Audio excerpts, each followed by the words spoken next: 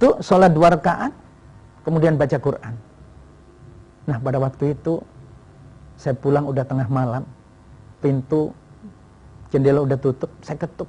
Kok kedengaran suara orang baca Quran itu pelan tapi enak sekali, mengetuk-ngetuk benar di hati saya. Saya ketuk, saya masuk. Saya tanya, apa dibaca? Daripada tidur sore-sore.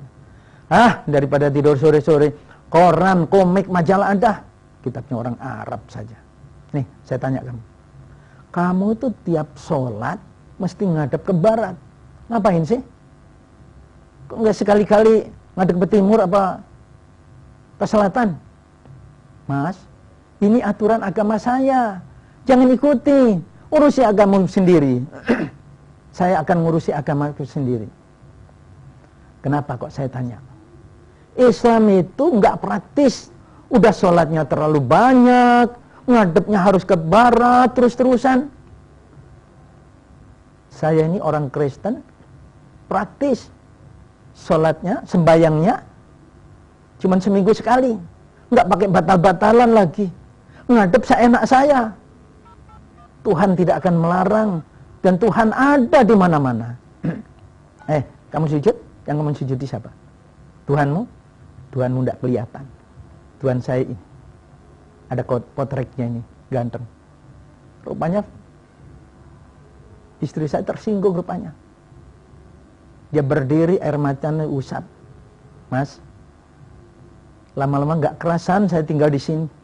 Lama-lama nggak betah saya tinggal di sini. Tiap hari geger perkara agama. Tiap hari bertengkar, berantem perkara agama.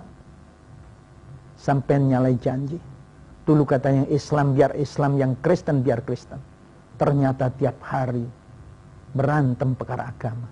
Maaf, saya mau nikah dengan sampean ini bukan karena hati saya, karena orang tua. Saya dipaksa sama orang tua. Dan di Islam hukumnya anak wajib taat pada orang tua. Saya udah taati. Ternyata, maaf, sampean rupanya mau mengkristenkan saya. Kalau itu tujuan sampean, Mas, saya mohon maaf, mohon maaf. Bagi saya, lebih baik kehilangan sampean daripada kehilangan iman saya.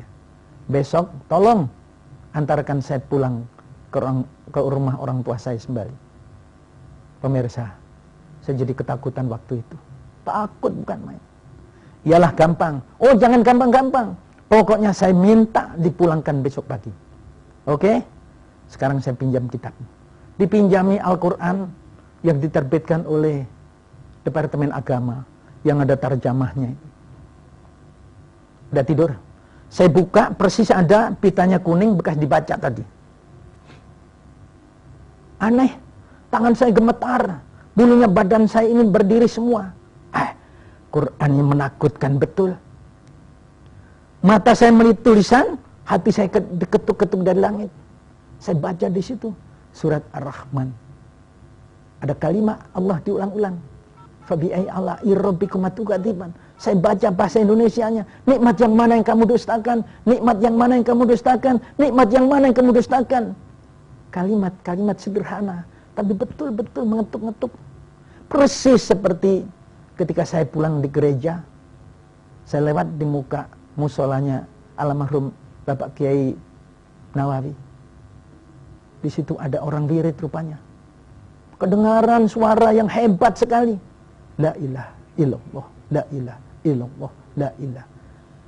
Saya nggak ngerti artinya, tapi sampai berhari-hari saya nggak bisa tidur karena suara ini mengganggu dari telinga saya sampai masuk kepada hati saya, mengetuk-ngetuk betul. Saya buka lagi surat Maryam, kaget saya, terkejut saya. Ini kan ibunya Tuhan Yesus ini. Kok berani betul ini Nabi Muhammad ini.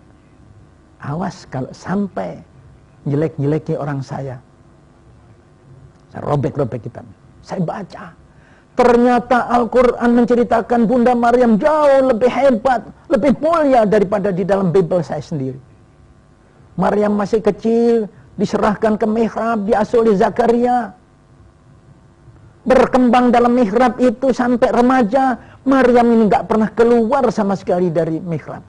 Ibadah terus. Seolah-olah jiwa daripada inna sholati wa nusuki wa mahyaya wa mati lillahi rabbil alamin menancap di dada Maryam. Di Bible saya tidak. Maryam masih kecil, berkembang, jadi remaja, udah pacaran, bahkan nikah dengan Yusuf. Yusuf tukang kayu, bukan Nabi Yusuf. Nah, kalau Maryam ini hamil, pastilah yang dituduh adalah Yusuf. Di Al-Quran tidak. Maryam tidak pernah dijamah oleh seorang laki-laki pun. Saya buka lagi surat Al-Ikhlas. Qul huwallahu ahad. Katakan wahai Muhammad, Tuhanmu hanya satu. Bingung saya. Tuhan saya kok tiga? Allah Bapa, Sang Putra, dan Rohul Kudus. Saya jadi ingat pada waktu itu saya pulang dari Surabaya naik bis, di dekat saya itu ada seorang potongannya kayak kiai. Saya tanya, Bapak Islam? Iya. Anda? Saya Kristen. Saya bilang, tanya Pak. Oke silakan. Apa betul Tuhannya orang Islam satu? Betul. Kok tidak kelihatan? Keliru. Semua orang Islam bisa melihat Tuhannya. Tidak dengan ini, tapi dengan ini. Dari besarnya sampai tidak kelihatan, tidak bisa dijangkau oleh mata manusia. Besar sekali. Dunia ini besar kan? Ya. Muter? Ya. Yang muter ini hakikatnya harus lebih besar daripada yang diputer. Itulah Allahu Akbar. Tuhan Anda? Yesus kecil. Dan lagi yang namanya Tuhan itu, maaf nama Anda siapa? Nama saya Jonathan. Pak Jonathan, yang namanya Tuhan itu harus ada sebelum semua ada. Yesus datang ketika semuanya sudah ada. Maaf Pak Yai, maaf. Pak Yai mungkin bilang begitu, tapi saya sebagai orang Kristen, saya sebagai pendeta punya pandangan lain. Yesus memang Tuhan yang turun dari langit menyamakan diri dengan manusia untuk menebus dosa manusia. Oh, begitu? Iya, dia turun. Yang namanya Tuhan itu bisa saja menyamakan diri dengan apa saja bisa karena dia maha bisa. Oke lah.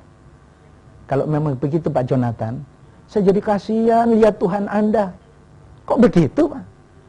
Untuk menebus dosa saja dia harus turun ke dunia. Apa yang terjadi di dunia?